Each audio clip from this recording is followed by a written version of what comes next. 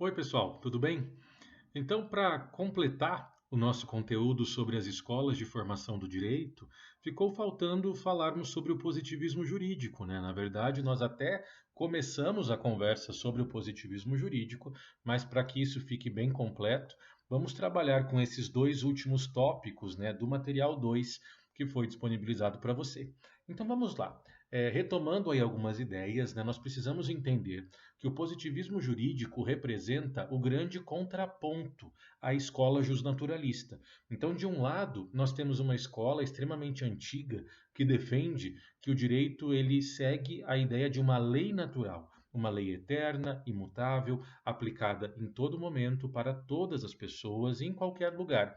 Agora nós temos uma escola que contraria por completo a ideia justnaturalista, defendendo que o direito ele é particularizado, ele é fruto daquela realidade em que se insere uma sociedade. E se nós formos pegar alguns doutrinadores positivistas, como por exemplo o maior nome do positivismo, que é o Hans Kelsen, a ideia do Kelsen é que direito é aquilo que o Estado quer que seja direito, né?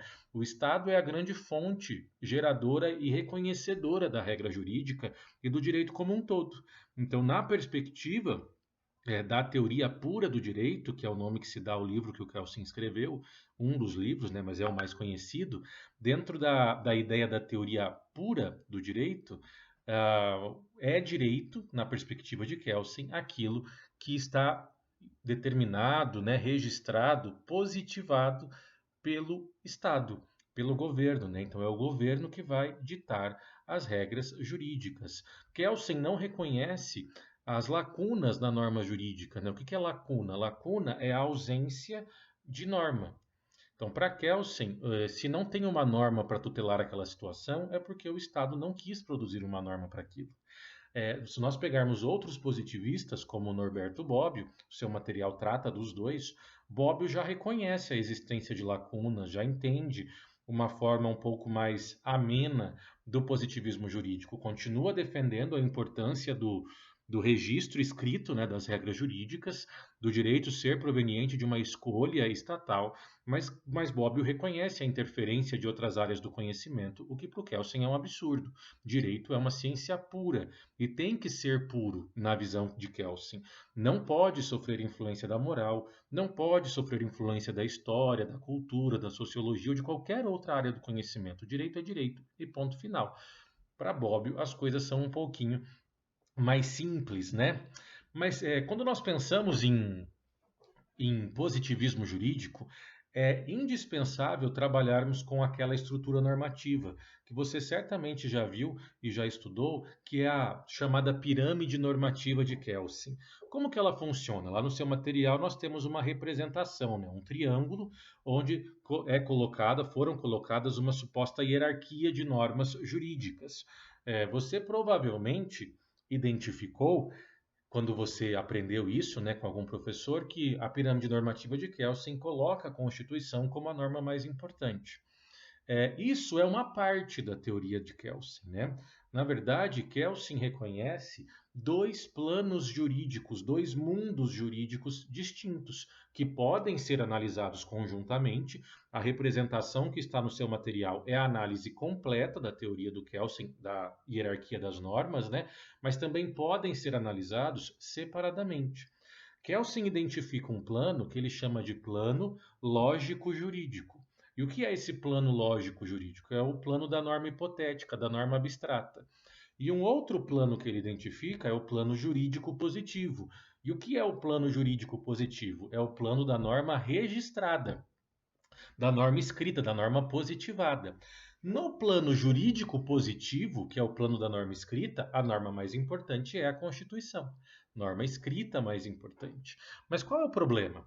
Kelsen trabalha com uma ideia e com uma norma que ele chama de norma hipotética fundamental. E para ele, a norma hipotética fundamental ela está acima da Constituição. Então, no plano lógico jurídico, né, que é o plano do suposto, o plano do abstrato, é, o que é a norma suprema é essa chamada norma hipotética fundamental. E aí você provavelmente está se perguntando, né, o que é a norma hipotética fundamental? Ninguém sabe. Nós temos suposições. Kelsen nunca identificou qual seria a norma hipotética fundamental. Então, como que ele chega a essa ideia, né?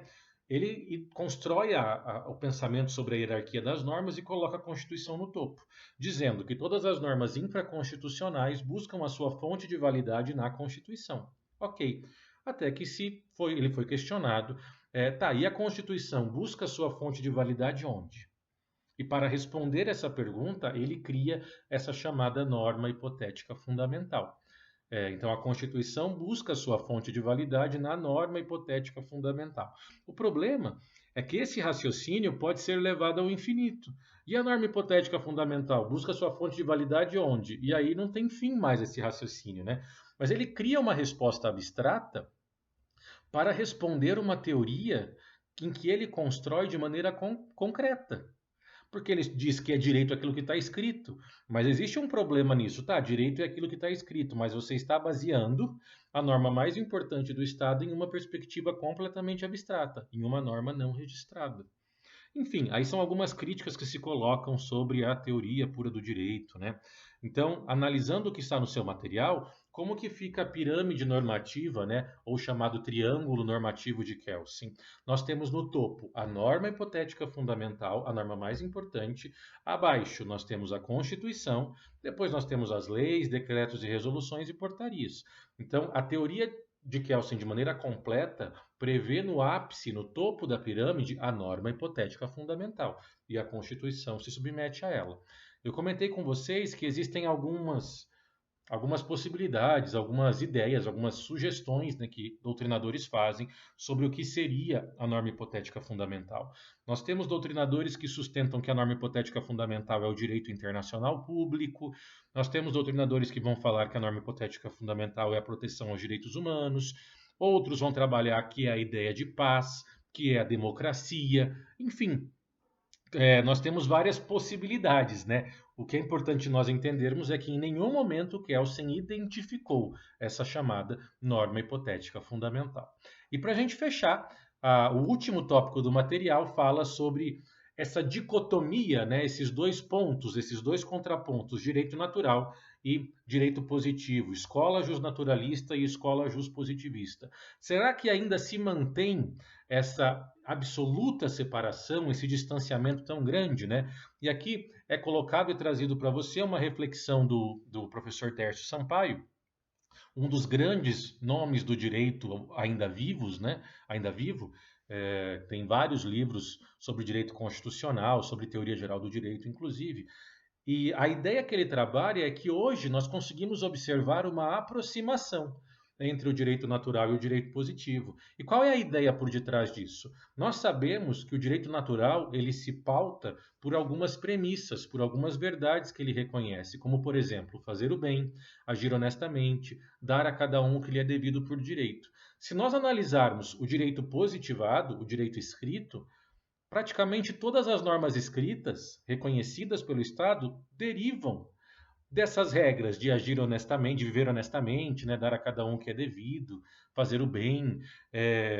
Então, essas verdades dos naturalistas acabam produzindo efeitos na produção das normas, né? Então, aqui nós temos alguns doutrinadores hoje que entendem que há uma aproximação entre as duas maiores escolas, né, de formação do pensamento jurídico. E é justamente essa visão aproximada que resulta no pós-positivismo. Na verdade, o pós-positivismo é a visão, a compreensão de que o direito precisa ser escrito, positivado e tudo mais, mas é um direito positivo que não ignora as premissas justnaturalistas. Tudo bem? Então, assim nós concluímos o nosso segundo material e nos vemos para nossas questões, né? As questões serão enviadas para vocês e nós resolveremos as questões no nosso próximo encontro. Até lá, tudo de bom para vocês. Até mais, tchau, tchau.